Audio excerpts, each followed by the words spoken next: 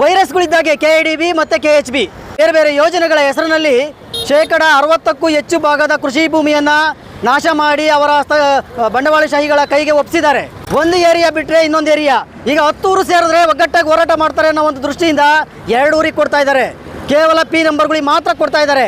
ಬಿಡದಿಯ ಬೈರಮಂಗಲ ಮತ್ತು ಕೆಂಚಗನಹಳ್ಳಿ ಗ್ರಾಮದಲ್ಲಿ ಕೃಷಿ ಫಲವತ್ತಾದಂತಹ 9600 ಎಕರೆನ ಇವತ್ತು ಅಲ್ಲಿ ಕೂಡ ನೋಟಿಫಿಕೇಶನ್ ಮಾಡಿ ನಮ್ಮ ಬೆಳವಂಗಲದಲ್ಲಿ ಇವತ್ತು 5 ಹಳ್ಳಿಗಳ 2100 ಎಕರೆ ಪ್ರದೇಶವನ್ನು ಜಂಗಮಕೋಟೆನಲ್ಲೂ ಕೂಡ ಸುಮಾರು 2800 ಎಕರೆ ಜಮೀನನ್ನು ಕೂಡ ಇವತ್ತು ಭೂಸ್ವಾಧೀನ ಪಡಿಸ್ಕೊಂಡು ನಿಮ್ಗೆ ಅಭಿವೃದ್ಧಿ ಪಡಿಸ್ಬಿಡ್ತೀವಿ, ಕೈಗಾರಿಕೆ ತರ್ತೀವಿ ಅಂತೇಳಿ ಸುಮಾರು ಭೂಮಿಯನ್ನು ಇವತ್ತು ಕಬಳಿಸುವಂಥ ನಿಟ್ಟಿನಲ್ಲಿ ಬಂಡವಾಳಶಾಹಿಗಳಿಗೆ ಇವತ್ತು ನಮ್ಮ ರೈತರ ಭೂಮಿಯನ್ನು ಕಸಿದುಕೊಂಡು ಕಿರ್ಲೋಸ್ಕರ್ಗೆ ಬೇರೆ ಬೇರೆ ಕಂಪನಿಗಳಿಗೆ 1100 ಕೋಟಿ 2100 ಕೋಟಿ ಈ ಥರದಲ್ಲಿ ಪ್ರಾಜೆಕ್ಟ್ ಮಾಡಿಕೊಡುವಂಥ ಕೆಲಸ ಇವತ್ತು ಸರ್ಕಾರ ಮಾಡ್ತಾ ಇದೆ.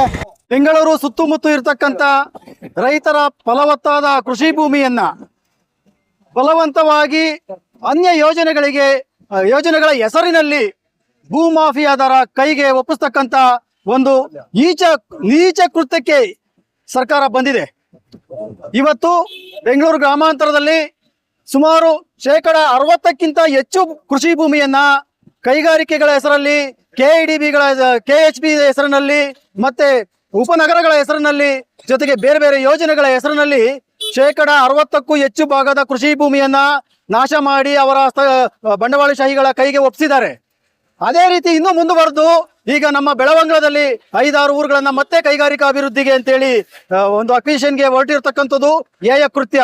ಅದ್ರ ಜೊತೆಗೆ ಪಕ್ಕದಲ್ಲೇ ಕ್ವೀನ್ ಸಿಟಿ ಮತ್ತೆ ಕೈಗಾರಿಕೆ ಅಂತೇಳಿ ಸುಮಾರು 8ರಿಂದ 10 ಸಾವಿರ ಎಕರೆ ಜಮೀನನ್ನ ಆಲ್ರೆಡಿ ಬಳಸಿದ್ದಾರೆ. ಇದ್ರ ಜೊತೆಗೆ ಮತ್ತೆ ನಿನ್ನೆ ಒಂದು ಹೊಸದಾಗಿ ನೋಟಿಫಿಕೇಶನ್ ಆಗಿದೆ. ಗಾಳಿಪೂಜೆ, ಮಳ್ಳೇನಹಳ್ಳಿ, ಹೊನ್ನಾಘಟ್ಟ ಮತ್ತೆ ಸುತ್ತಮುತ್ತಲಿನ ಗ್ರಾಮಗಳಿಗೆ KHBನವರು ಅಧಿಕೃತವಾಗಿ ಅಲ್ಲಿ ರೈತರಿಗೆ ನೋಟಿಸ್ ಕೊಡ್ತಕ್ಕಂಥ ಮತ್ತೊಂದು ಪ್ರಕ್ರಿಯೆಗೆ ಮುಂದಾಗಿದ್ದಾರೆ. ಒಂದು ಏರಿಯಾ ಬಿಟ್ರೆ ಇನ್ನೊಂದು ಏರಿಯಾ ಈಗ 10 ಊರು ಸೇರಿದ್ರೆ ಒಗ್ಗಟ್ಟಾಗಿ ಹೋರಾಟ ಮಾಡ್ತಾರೆ ಅನ್ನೋ ಒಂದು ದೃಷ್ಟಿಯಿಂದ 2 ಊರಿಗೆ ಕೊಡ್ತಾ ಇದ್ದಾರೆ. ಕೇವಲ P ನಂಬರ್ಗಳಿಗೆ ಮಾತ್ರ ಕೊಡ್ತಾ ಇದ್ದಾರೆ. ಈ ಒಂದಲ್ಲ ಒಂದು ರೀತಿಯಲ್ಲಿ ರೈತರ ಕೃಷಿ ಭೂಮಿಯನ್ನ ಬಂಡವಾಳಶಾಹಿಗಳಿಗೆ ಹಸ್ತಾಂತರ ಮಾಡ್ತಕ್ಕಂಥದ್ದೇ ಈ ಸರ್ಕಾರದ ಧ್ಯೇಯ ಇದ್ದಂಗೆ ಕಾಣುತ್ತೆ. ಈ ಒಂದು KIDB ಮತ್ತೆ ಕೆಲವು ಬಂಡವಾಳಶಾಹಿಗಳ ಒಂದು ಯೋಜನೆಗಳು ಹಿಂದೆ ನಾವು ಒಂದು ಸಾಂಕ್ರಾಮಿಕ ರೋಗಗಳು ಬರ್ತಾ ಇದ್ವು, ಕಾಲರಾ, ಪ್ಲೇಗು ಮತ್ತೆ ಇನ್ನಿತರ ಕಾರ್ಯಕ್ರಮಗಳು. ಮೊನ್ನೆ ಕಳೆದ ಒಂದು 5-6 ವರ್ಷಕ್ಕೆ ಮುಂಚೆ ಬಂದಂತ ಒಂದು ಕಾಲರಾ, ಕೊರೋನಾ, ಇಂಥ ವೈರಸ್ಗಳಿದ್ದಾಗೆ KIDB ಮತ್ತೆ KHB. ಈ ವೈರಸ್ಗಳು ಬಂದ್ರೆ ಅದು ಸುಮಾರು ಅದಕ್ಕೆ ಮದ್ದು ಒಂದು ಹೋರಾಟ, ಜೊತೆಗೆ ಇನ್ನೊಂದು ಮತದಾನ. ಪೋಲಿಯೋ ರೋಗಕ್ಕೆ ಪಲ್ಸ್ ಲಸಿಕೆ ಹಾಕದಂಗೆ ಇವರಿಗೆ ನಾವು ಮತದಾನ ಮಾಡ್ತಕ್ಕಂಥ ಒಂದು ಹಕ್ಕು ಆ ಒಂದು ರೋಗಕ್ಕೆ ಲಸಿಕೆ ಹಾಕದ ಹಾಗೆ. ಹಾಗಾಗಿ ಆ ಒಂದು ನಿರ್ಧಾರಕ್ಕೆ ರೈತಾಪಿ ವರ್ಗ ಮುಂದೆ ಬರಲೇಬೇಕು ಅಂತಕ್ಕಂಥ ವಾತಾವರಣವನ್ನ ಸರ್ಕಾರಗಳು ತಾನಾಗೆ ಸೃಷ್ಟಿ ಮಾಡ್ಕೊಳ್ತಾ ಇದ್ದಾವೆ. ಹಾಗಾಗಿ ಅವರಿಗೆ ಈ ಒಂದು ಚಳುವಳಿಯ ಮುಖಾಂತರ ಈ ದಪ್ಪ ಚರ್ಮದ ಸರ್ಕಾರಕ್ಕೆ ಒಂದು ಎಚ್ಚರಿಕೆ ಕೊಡುವ ನಿಟ್ಟಿನಲ್ಲಿ ಈ ಒಂದು ಬೈಕ್ ರ್ಯಾಲಿ ಕಾರ್ಯಕ್ರಮವನ್ನು ಇವತ್ತು ಹಮ್ಮಿಕೊಂಡಿದ್ದೀವಿ. KIDB ಮತ್ತು ಕರ್ನಾಟಕ ಹೌಸಿಂಗ್ ಬೋರ್ಡ್ ಹೆಸರಿನಲ್ಲಿ ಸರ್ಕಾರ ಇವತ್ತು ರೈತರಿಗೆ ಅಭಿವೃದ್ಧಿ ಪಡಿಸುವಂಥ ನಿಟ್ಟಿನಲ್ಲಿ ನಾವು KIDB ಮಾಡ್ತೀವಿ, ಕೈಗಾರಿಕಾ ಪ್ರದೇಶವನ್ನು ಮಾಡ್ತೀವಿ, ನಿಮ್ಮ ಜನರಿಗೆ ಉದ್ಯೋಗವನ್ನು ಕೊಡ್ತೀವಿ ಅಂತೇಳಿ ಟೊಳ್ಳು ಭರವಸೆಗಳನ್ನ ನೀಡುವ ಮೂಲಕ ಸರ್ಕಾರ ಇವತ್ತು ನಮ್ಮಿಂದಲೇ ಮತವನ್ನು ಹಾಕಿಸ್ಕೊಂಡು ಇವತ್ತು ಬಿಡದಿಯ ಬೈರಮಂಗಲ ಮತ್ತು ಕೆಂಚಗನಹಳ್ಳಿ ಗ್ರಾಮದಲ್ಲಿ ಕೃಷಿ ಫಲವತ್ತಾದಂತಹ ಆ ಮಲೆನಾಡು ಪ್ರದೇಶ ಇರುವಂತಹ ಭೂಮಿಯನ್ನು ಇವತ್ತು ಅಕ್ವೇಷನ್ ಮಾಡ್ಕೊಳ್ಳಿಕ್ಕೆ 9600 ಎಕರೆನ ಇವತ್ತು ಅಲ್ಲಿ ಕೂಡ ನೋಟಿಫಿಕೇಶನ್ ಮಾಡಿ ನಾನು ಮಾಡೇ ತೀರ್ತೀನಿ ಅಂತೇಳಿ ಇವತ್ತು ಸರ್ಕಾರ ರೈತರ ಮೇಲೆ ಪ್ರಹಾರವನ್ನು ಬಿಡುವಂಥ ಕೆಲಸ ಇವತ್ತು ಮಾಡ್ತಾ ಇದೆ. ಅದಲ್ಲದೆ ನಮ್ಮ ಬೆಳವಂಗಲದಲ್ಲಿ ಇವತ್ತು 5 ಹಳ್ಳಿಗಳ 2100 ಎಕರೆ ಪ್ರದೇಶವನ್ನ ನಿಮಗೆ ಕೈಗಾರಿಕಾ ಪ್ರದೇಶವನ್ನು ತಂದು ಅತ್ಯುತ್ತಮವಾಗಿ ನಾವು ಅಭಿವೃದ್ಧಿ ಪಡಿಸ್ಬಿಡ್ತೀವಿ, ಕೈಗಾರಿಕೆ ಕೊಡ್ತೀವಿ, ನಿರುದ್ಯೋಗವನ್ನ ಹೋಗಲಾಡಿಸ್ಬಿಡ್ತೀವಿ ಅಂತೇಳಿ ಕೃಷಿ ಫಲವತ್ತಾದ ಭೂಮಿಯನ್ನು ಇವತ್ತು 2100 ಎಕರೆ ಪ್ರದೇಶವನ್ನ ಈಗಾಗಲೇ ಭವಿಷ್ಯೋಧನೆ ಮಾಡ್ಕೋಬೇಕು ಅಂತೇಳಿ ಅವರು ಕೂಡ ಒಂದು ಪ್ರಕ್ರಿಯೆಯಲ್ಲಿ ಸ್ಟಾರ್ಟ್ ಮಾಡಿದ್ದಾರೆ. ಅದಲ್ಲದೆ ಇಲ್ಲಿ ಶಿಡ್ಲಘಟ್ಟ ತಾಲೂಕಿನ ಈಗಾಗಲೇ ಜಂಗಮಕೋಟೆನಲ್ಲೂ ಕೂಡ ಸುಮಾರು 2800 ಎಕರೆ ಜಮೀನನ್ನು ಕೂಡ ಇವತ್ತು ಭೂಸ್ವಾಧೀನ ಪಡಿಸ್ಕೊಂಡು ನಿಮ್ಗೆ ಅಭಿವೃದ್ಧಿ ಪಡಿಸ್ಬಿಡ್ತೀವಿ, ಕೈಗಾರಿಕೆ ತರ್ತೀವಿ ಅಂತೇಳಿ ಸುಮಾರು ಭೂಮಿಯನ್ನು ಇವತ್ತು ಕಬಳಿಸುವಂಥ ನಿಟ್ಟಿನಲ್ಲಿ ಬಂಡವಾಳಶಾಹಿಗಳಿಗೆ ಇವತ್ತು ನಮ್ಮ ರೈತರ ಭೂಮಿಯನ್ನ ಕಸಿದುಕೊಂಡು ಇವ್ರಿಗೆ 6 ಕಾಸ 3 ಕಾಸ ಕೊಟ್ಬಿಟ್ಟು ಬೇರೆಯವ್ರಿಗೆಲ್ಲಾನು ಕೂಡ ನಾವು ಭೂಮಿನ ನಿಮ್ಗೆ ಕೊಡ್ತೀವಿ ಅಂತೇಳಿ ಈಗಾಗಲೇ ಕಿರ್ಲೋಸ್ಕರ್ಗೆ ಬೇರೆ ಬೇರೆ ಕಂಪನಿಗಳಿಗೆ 1100 ಕೋಟಿ 2100 ಕೋಟಿ ಈ ತರದಲ್ಲಿ ಪ್ರಾಜೆಕ್ಟ್ ಮಾಡಿ ಕೊಡುವಂತ ಕೆಲಸ ಇವತ್ತು ಸರ್ಕಾರ ಮಾಡ್ತಾ ಇದೆ. ದಯವಿಟ್ಟು ಈ ಸರ್ಕಾರಗಳು ರೈತರಿಗೆ ಇವತ್ತು ಮೊನ್ನೆ ರೈತರನ್ನ ಅಭಿವೃದ್ಧಿ ಪಡಿಸ್ತೀವಿ, ರೈತರಿಗೆ ಒಳ್ಳೆ ಕಾರ್ಯಕ್ರಮ ಕೊಡ್ತೀವಿ ಅಂತೇಳಿ ಎಲ್ಲರೂ ಕೂಡ ಶಾಸನ ಸಭೆಯಲ್ಲಿ ವಿಧಾನಸೌಧ ಮುಂದೆ ಹೇಳ್ತಾರೆ.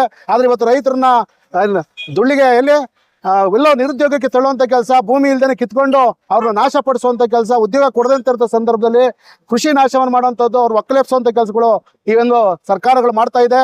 ಹಾಗಾಗಿ ದಯವಿಟ್ಟು ಈ ಹೋರಾಟ ಇನ್ನೂ ಅತಿ ಹೆಚ್ಚಾಗ್ತದೆ.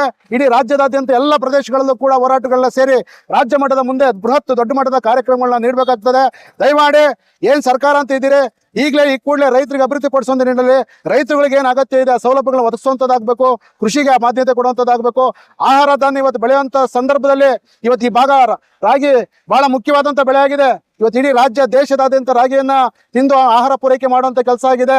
ಆದ್ರೆ ಈ ರಾಗಿ ಬೆಳೆಯುವಂತ, ತೆಂಗು ಬೆಳೆಯುವಂತ, ಅಡಿಕೆ ಬೆಳೆಯುವಂತ ವಾಣಿಜ್ಯ ಬೆಳೆಗಳನ್ನು ಬೆಳೆದ ತರಕಾರಿಗಳನ್ನ ಇವತ್ತು ರಾಜ್ಯಕ್ಕೆ ಮಾರುಕಟ್ಟೆ ಮಾಡುವಂತ ಜಾಗಗಳನ್ನ ಮತ್ತು ಹಾಲು ಉತ್ಪನ್ನ ಇವತ್ತು 40% ಜನ ಮಹಿಳೆಯರು ಹಾಲು ಉತ್ಪನ್ನಗಳನ್ನ ಮಾಡಿ ಹಾಲು ಮಾರಾಟ ಮಾಡಿ ಜೀವನವನ್ನು ನಡೆಸುವಂತ ಸ್ಥಿತಿನಲ್ಲಿದ್ದಾರೆ. ಇವತ್ತು ಅಂತ ಒಂದು ಕುಟುಂಬಗಳನ್ನ ನಿರಾಶ್ರಿತರನ್ನಾಗಿ ಮಾಡಿ ಸರ್ಕಾರನೇ ಮಾಡುವಂಥದ್ದಿದೆ. ಯಾರೋ ಬೇರೆ ದೇಶದವ್ರು ಮಾಡ್ತಾರೆ, ಫಾರಿನರ್ಸ್ ಮಾಡ್ತಾರೆ ಅಂತಿದ್ವಿ. ಈಗ ನಮ್ಮ ಸರ್ಕಾರಗಳೇ ಈ ತರದ ಒಂದು ಪ್ರಾಜೆಕ್ಟ್ ಕೈ ಹಾಕಿರ್ತಕ್ಕಂಥದ್ದು ದುರಂತದ ಸಂದರ್ಭ ಆಗಿದೆ.